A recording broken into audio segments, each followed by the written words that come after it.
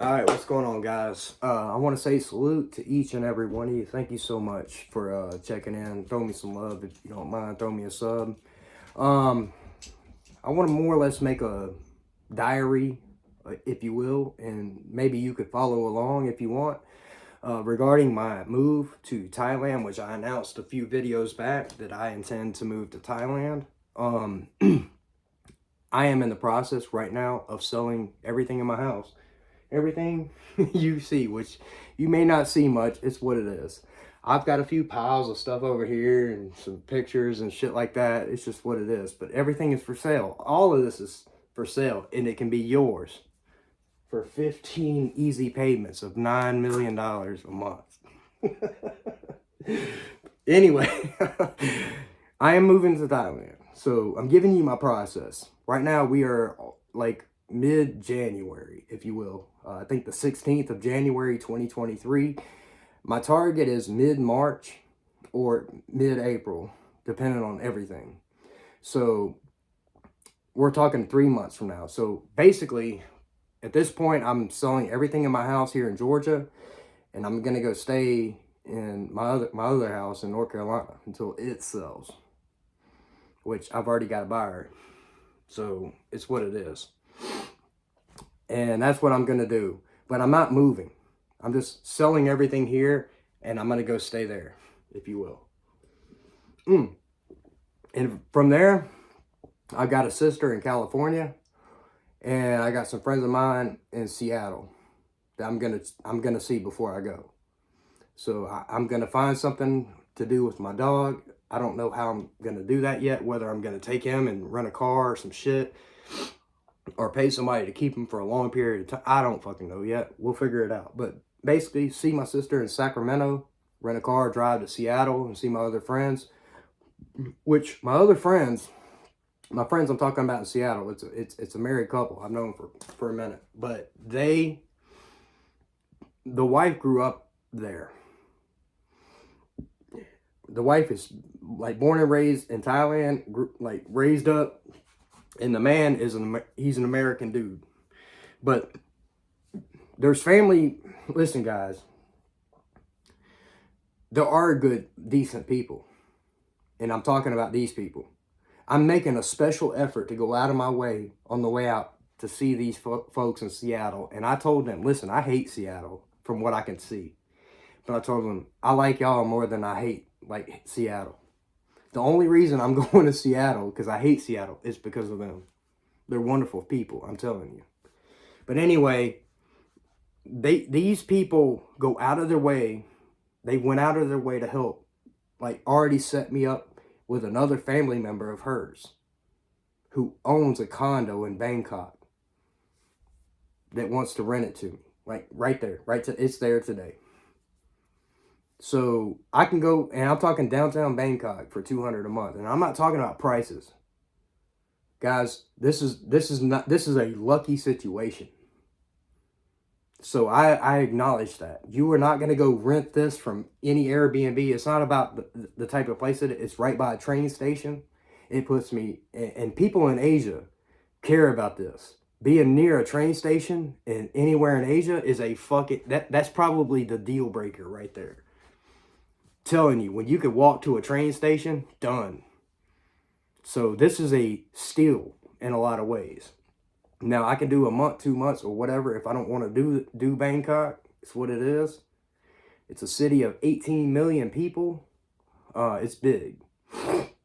Modern. It's got all the shopping centers, all the shit. A lot of people speak English. Not everyone. But the further away from Bangkok you go, the less English they speak. So I have to be mindful of that.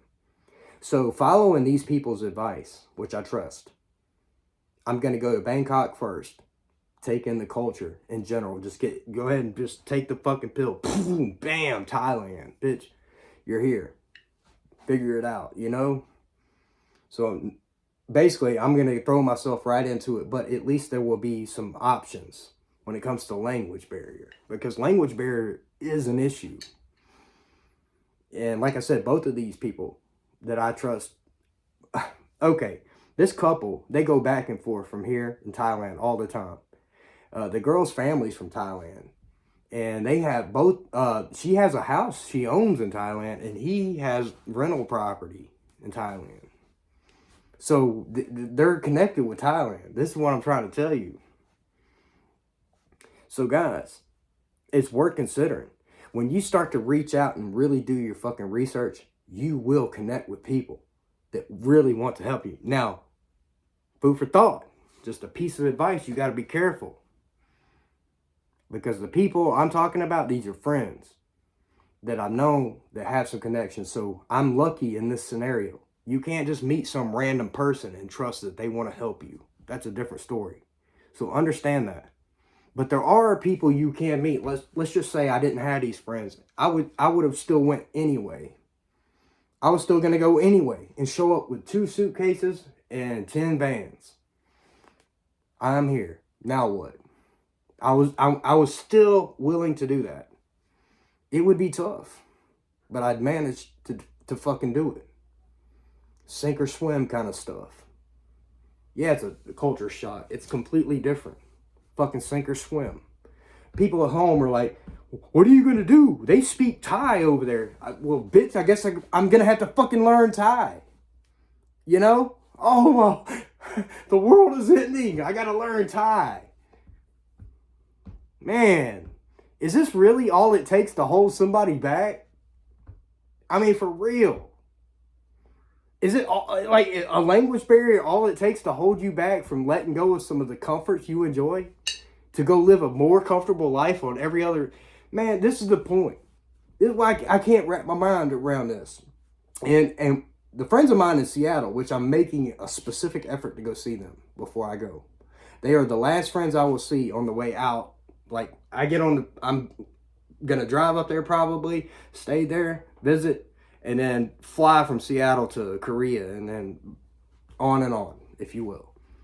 So they are the last leg of the journey in America, see you. And I'm trying to tell you guys,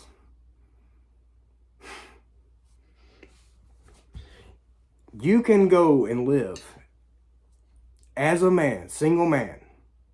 If you're strict, if you're disciplined enough, you can literally go live for $10,000 to $12,000 a year. Comfortably. Not saying you got to earn that. Let's just say you got some type of situation. Maybe you got some 401k, you got some of this stuff, you got some money saved, or somebody dies and leaves you a little bit of money. It could be a number of things. You hit the lottery, who fucking knows? Stop thinking yachts, Dubai, stop that shit. Get out of here with that. You could take most of your money and leave it here in America and let it do what it does. Hire somebody professional so that it's not about like cheating anything. You can invest most of that money and go over there and live for $10,000 to $12,000 a year, meaning you could go over there with $45,000. And that is 3 years worth of a decent, easy, disciplined lifestyle to fucking live. While the rest of your money is doing what the fuck it does. And you guys need to start considering this. And when I'm talking about the rest of the money, maybe you're asking, how much is the rest of the money? I'm not going to tell you how much the rest of my money is. You got to sit down and do the math. Think about the risk you're willing to take as opposed to the risk you're willing to gain, lose. Meaning, let's just say on the low end, you say 100 bands. If you got 100 bands, I think you could do it with 100 bands. It'd be hard at first. You take the 100 bands and you leave it here in America, hire somebody to take care of business and get you an 8% gain a year. 8%. That's a fairly moderate. Yeah, you may not hit it. You may get 4%. But guys, 8% is the average over time. And when you do that math, that compound it, leaving that money alone for, 5 years, for example, let that compound interest add on, compound interest in it in the 5 years. Watch it what your payout is, even if you can assume a 4%. But now you're dipping into your principal. If you got to go even more than that, something comes up and you're like, shit, I need a little bit more than what I made this year.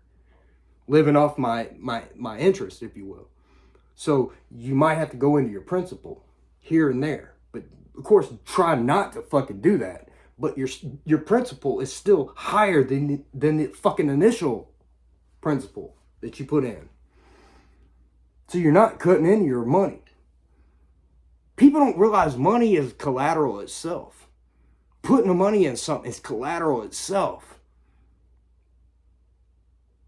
Man, y'all don't know. Listen, this is why you can if you put your money in a 401k and you come on like across a deal of a lifetime and you're like, where do I get the money? You can borrow against your 401k here in America at 4%, like a low ass interest rate, because it's your money.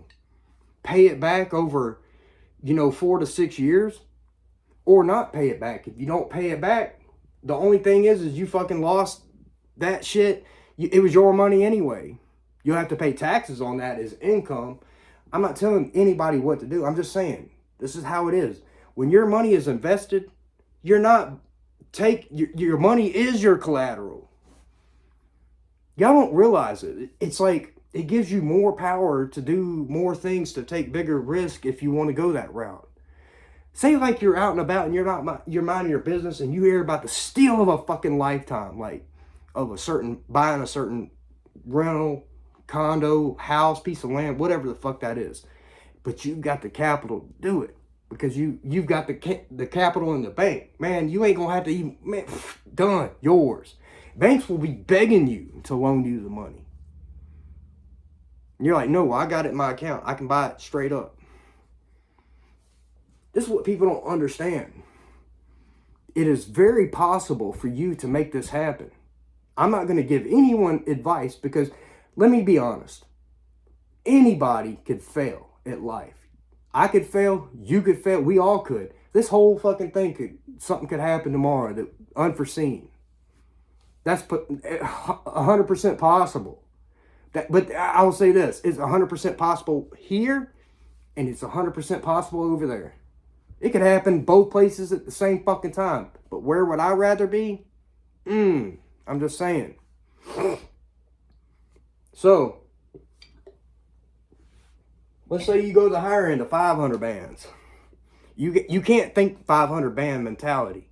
You got to take that money and forget about it. You got to think of passive income. Who cares about that 500 bands? You know it's there, but you want to gain the passive income off of that 500 bands. You don't want to sit there and be like, I got 500 bands. Bitch, no you don't. I've got passive income from that 500 bands. That's how you have to fucking think. I don't care about that chunk. I care about what it produces every month. That's how you have to fucking think. And if you can learn to live on a little bit less, even for a few fucking years, invest something that gains just a few percentage points over a year and say that, God, listen, worst case scenario, over a 3-year period, you make nothing. You still got your initial investment, probably. Like, you're not going to lose all your money, dude. Come on. Stop it. Think about all it would take. Like, take an amount, put it on paper, what you can figure, and add the compound interest year over year, and then add that. Like, for example, if you put it in 100 bands, say you have a 10% year, you put 110, and now the compound interest in another 10% year is going to be 1,100 as opposed to 1,000. And it's added to it, and it adds up from there and there and there. In just about 3 to 5, I will say 5 years. 5 years is more, it's a better example to use. 5 fucking years. Listen, if you take your money, say your seed money, let's just say you've got a couple hundred bands maybe. You just take your money and you buy a piece of property over there for 50, maybe 100 bands in equivalent money here. That's what I'm saying, folks. You don't realize the potential you can have with your money here over there. Now you're gonna have to do your research, and I'm not gonna give no one free advice when it comes to this because I've had to do a ton of fucking research. There's ways to make money over there as well. You can make money here, you can make money over there. But if you have the capital just available to get at, if you have the credit available just to get at, this is what I'm trying to say. Folks, word of advice, do not burn your fucking credit. when you leave America, I'm not burning mine. I'm paying $26,000. $26,000 in credit, like, to pay off my debts. So I'm being honest. I'm confessing that. I'm paying $26,000, which I technically could just leave, right? Not have to pay that, which that's a lot of money. That's possibly 2 years over there. Yeah, I could just say, fuck it. You know? But no. I want to do business, be able to economically do business here in America. And if I earn something, I need to be able to pay taxes and not have to worry about motherfuckers chasing me down. Bitch, listen, they gonna find your ass. They gonna find your ass over there. It's just what it is. So I'm gonna pay my debts. So I have access to not only my capital, but their capital, which is the best way to go. And you forget about foreign exchange rates between the two countries. Like if I'm over there, their currency fluctuates up and down against the dollar. So when it's high against the dollar, get dollars. You get more dollars for that. When the dollar falls, the dollar gets high and the Thai baht drops, that's when you take the dollars and buy over here in the Thai baht. It's a way to stabilize your savings against inflation. Period. This is what you don't understand. If you get to a stable place, or like a stable government type place, keep almost half and half. I'm not telling you what to do, but have access to capital to purchase things when there's a fire sale. Americans cannot own land or houses in Thailand, but they can own condos. Condos are tricky. You got to make sure these condos actually go up over time, because you got to study what happens to most condos over a period of time. Condos are different than houses, motherfucker. Because if the condo looks like shit, your individual inside of your condo don't fucking matter. So that's what I'm saying. You got to be careful with condos. But anyway, this is sort of where I'm at. Mid-March, beginning of April, mid-April at the latest, I will absolutely make a diary as I go of what I intend to do. See my sister as I go, and see my friends and our farewells, and boom, it's on from there. My dog, Mr. J-Rock. Hey, check this out. I'm going to show you J-Rock. Damn, he's sleeping. Here he is. Hey, buddy. Look at him. That's Mr. J-Rock right there. He's my boy. I'm paying a pretty penny to ship him over there with me. And everyone here is like, well, you gonna pay that? Of course. There he is. Hey, bud. Hey. He smells like shit and he needs a bath. But he's my boy. Anyway, I love y'all. I hope this helps some of you. Listen, just a log of my journey so far. Got a long way to go. And we're going to show you as we go, if you will. Y'all have a good one. Sign out. Throw me some love. And I'll see you motherfuckers later.